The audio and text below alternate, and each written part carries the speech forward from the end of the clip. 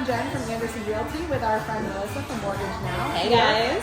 For all of your /our mortgage questions. Love it. Take it away, Jen. So today I kind of just wanted to know if you could explain the difference between buying points and a buy down. What's the difference with that? For sure, yeah. And I think that definitely can create confusion. This is a complicated answer, so just bear with me. If you're really interested in this, I think it's a great way to understand these two and really decide what's going to work for you. So a buy down is going to be temporary, first and foremost. Buying points is going to be permanent. So those are the two main factors I want you to keep in your head when we're talking about these.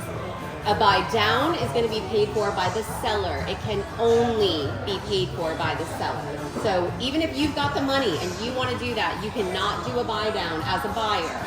The seller has to give you that as a credit, as a concession from the seller. For the buying the points, you can buy those points down if you want to. Now there is a limit for how much that we are able to charge you.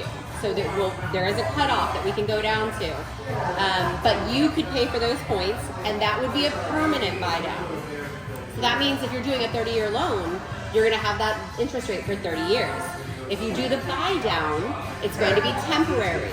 So for example, they have 3-2-1, 2-1, and I think they even have a 1 buy down.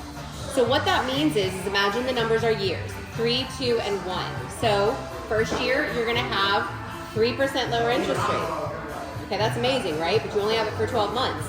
Second year, 2% lower interest rate, so 12 months. Next year, you'd have 1% lower interest rate. And then after the third year, on the start of year 4, you would be at the original interest rate, right? So basically the rate that it was going for at the time that you got the loan. And then for the remainder of that loan, you will be at that higher interest rate.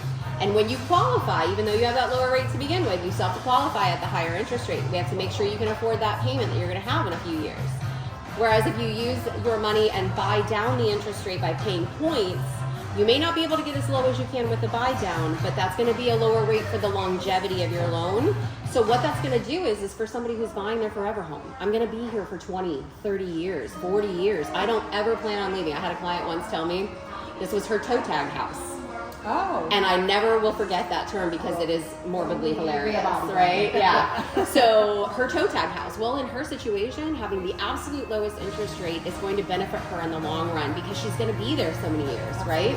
But if I have somebody who's an active military veteran and he's going to be, or she's going to be, switching to another location most likely in the next 3 to 6 years, it doesn't really make sense to put that much money into something to have a rate for 30 years that you're never going to carry that mortgage on.